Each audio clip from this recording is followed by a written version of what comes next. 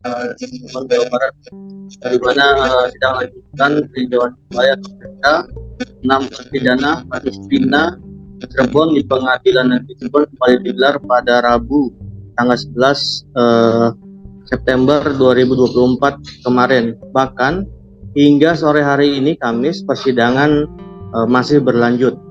Pada sidang Rabu kemarin, tim kuasa hukum para terpidana menghadirkan awalnya 4 saksi alibi. Namun mereka meminta kepada majelis hakim untuk juga 6 terpidana yang juga pemohon memberikan kesaksian terkait pengalaman yang dialaminya dari mulai proses penangkapan hingga menjalani pemeriksaan di Polres Cirebon Kota hingga di Polda Jabar. 6 terpidana sendiri masing-masing terdiri dari Eka Sandi, Supriyanto, Hadi, Jaya, Eko Ramdhani, dan Rivaldi.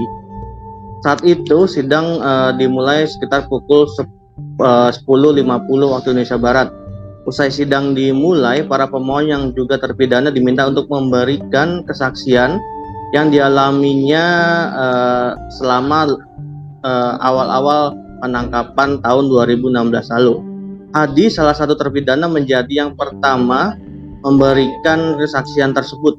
Hadi menceritakan bagaimana ia mendapatkan perlakuan yang tak pantas saat proses dari mulai proses penangkapan hingga saat menjalani pemeriksaan di Polres Cirebon Kota, di mana Hadi mendapatkan penyiksaan dari mulai dipukul, diinjak, hingga harus memakan makanan yang tak pantas. Nah, mendengar cerita itu, saat itu suasana sidang berubah ya menjadi haru. Hadi juga tak kuasa menahan tangis di ruang sidang tersebut.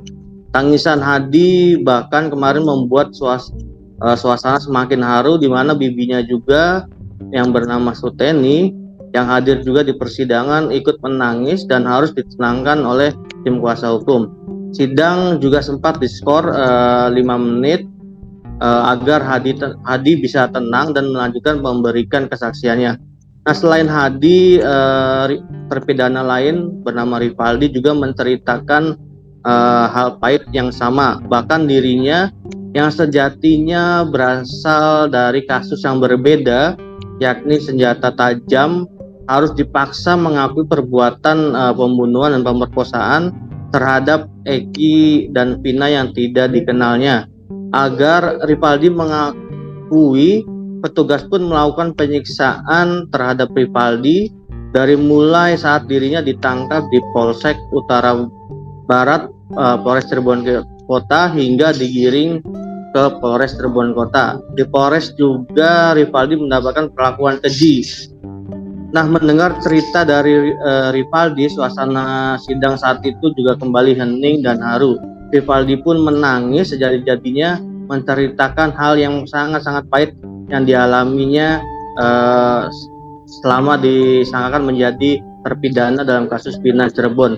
Nah, adapun sidang PK kemarin resmi berakhir pada pukul 6.30 sore.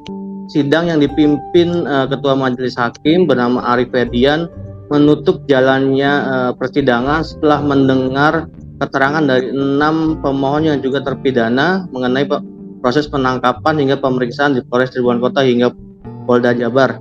Sementara dalam wawancara selepas sidang, salah satu anggota tim kuasa hukum terpidana bernama Jutek Bongso menjelaskan beberapa poin yang terungkap dalam persidangan tersebut. Salah satu fakta yang terungkap adalah mereka tidak didampingi penasihat hukum saat menjalani proses penyelidikan dan penyidikan, baik di tingkat Polres Cirebon Kota maupun di Polda Jabar, dan itu terkonfirmasi di dalam persidangan kemarin. Jutek juga menyoroti penganiayaan dan dugaan penyiksaan yang dialami oleh para terpidana. Selain itu, Jutek juga menambahkan bahwa fakta baru mengenai peran Ibtu Rudiana juga terungkap dalam persidangan, di mana ternyata pada tanggal 1 September 2016 Rudiana masih melakukan penyelidikan dan penyidikan sendiri dengan menjemput Rivaldi ke Polsek Utara Barat. Bahkan diduga melakukan penganiayaan mulai dari Polsek hingga Polres Cirebon Kota.